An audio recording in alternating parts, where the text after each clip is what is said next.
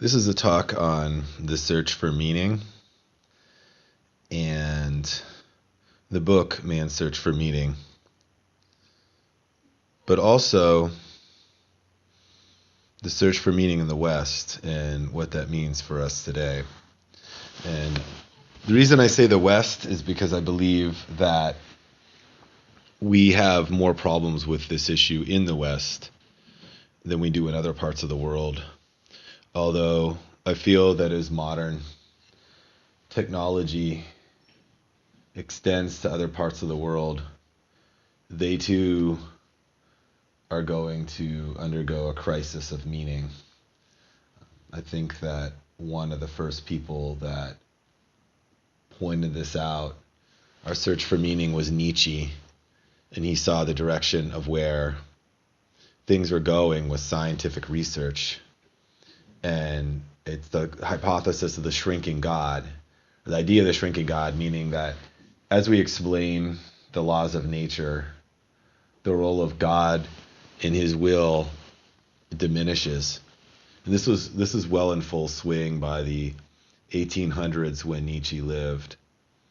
And you can see today in the West the rise of atheism. So I think this is something that's been going on for a while. But in parallel, it's something that happened in my own lifetime. In my early 20s, when I decided that I was an atheist and I was no longer a Catholic, I also experienced a crisis of meaning. And this crisis manifested in feeling like I was lost at sea. I didn't like being a Catholic. I always felt guilty that I hated going to church. And I was guilty about other things like my lust that I couldn't seem to get rid of. I couldn't seem to stop masturbating. And so I had so much guilt as a Catholic. So I did feel a great sense of relief when I quit at first. But then I immediately did have a crisis of meaning. I didn't even have a lot of hedonism at the time, which can give you meaning for a short time. So this leads to the book Man's Search for Meaning, which I didn't read it at the time. I didn't read it until years later. But it is a great book, and it does highlight one's understanding, it does help one to understand the problem, and as well as the problem, the solution. It's by Viktor Frankl. I highly recommend one reading it. It's an interesting book. First part talks about the Holocaust and what it's like to live in a concentration camp, what one has to do to survive. And then the second part of the book goes on to talk about Frankl's ideas of meaning. And he noticed in the concentration camp that those who survived all had meaning in their lives. And the meaning could be a lot of things. We'll cover that later. But pretty much 100% of the people who survived, I think it is 100%, had some form of meaning in their life. More interesting, he noticed that people in the camp, once they lost meaning in their life, for whatever reason, once they started to doubt they would ever get out of the camp, or they learned their wife died, or they had some kind of other crisis where they felt like there was no hope and no meaning in the world, soon after that they died. So even the people who had diseases or bad conditions managed to survive as long as they had some sense of internal meaning in their lives. And that meaning, I think, is excellent because it shapes everything about you. It shapes your actions. It shapes your mindset. It's a great filter for the world. I think that it's a great support in your life. It's one of the things that makes us human, actually. I think that's wonderful. So for me, I got meaning later on in Buddhism.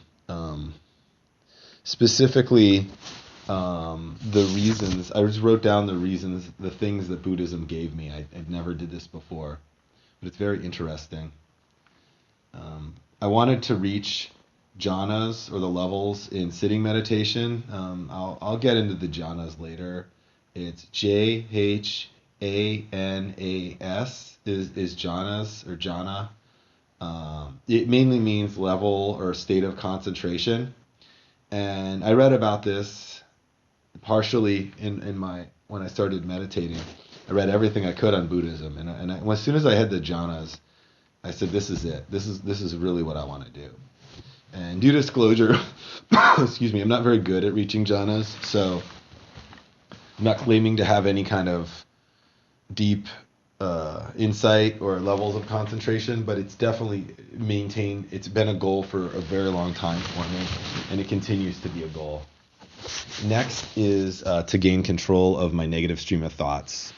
This is what got me into Buddhism because it gave me a promise that I didn't have to feel negativity anymore.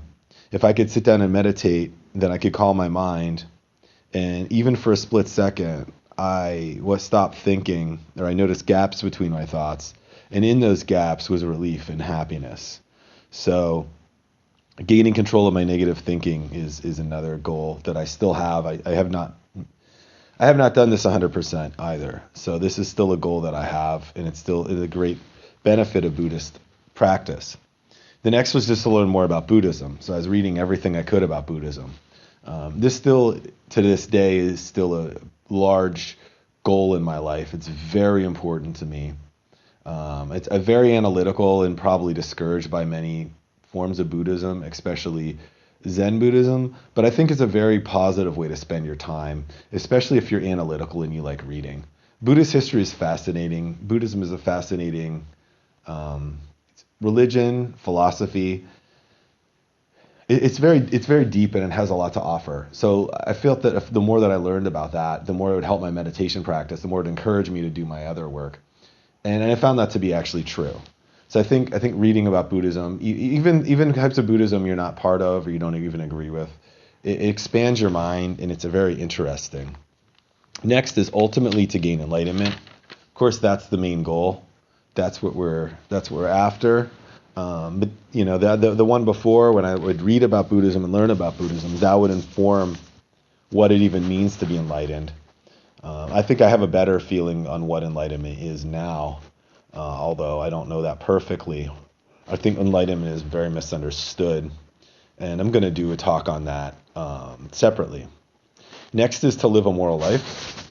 When I first started Buddhism, I thought morals were not important, and I realized that they're basically the heart of the practice, and I think that the good starting point for practicing Buddhism is to live a moral life. And the more I get into morality, the happier I am. Actually, I thought it would make me unhappy, especially renunciation. It's dreary and sad. But I have found now that that is actually completely false. So to live a moral life is very important to me. And finally, to support my wife, which you know is another form of discipline. When I hated myself and I didn't care about anything else, at least I had another person whom I could care about at all times, and no matter how bad things were.